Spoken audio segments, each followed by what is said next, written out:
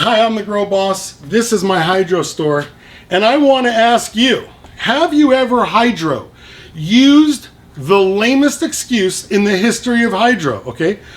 Have you ever blamed your garden on the genetics? Have you ever blamed your failure on a phenotype? And if the answer is yes, you're probably going to want to go to my website, thegrowboss.com. You're probably going to want to pick up a copy of my book, The Grow Book and Equipment Guide. Maybe sign up for a little 1-hour consult, but definitely post some pictures for us to look at. Maybe watch the weekend webcast YouTube, Saturdays at 10 a.m. Because I 100% guarantee you, it's not the genetics. In the history of growing cannabis, it's never been the genetics.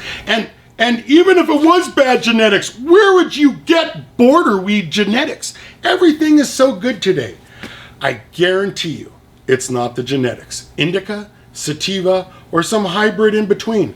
I'm the Grow Boss. And if you want a canopy full of colas like this, tune into my weekend webcast, 10 a.m. on YouTube.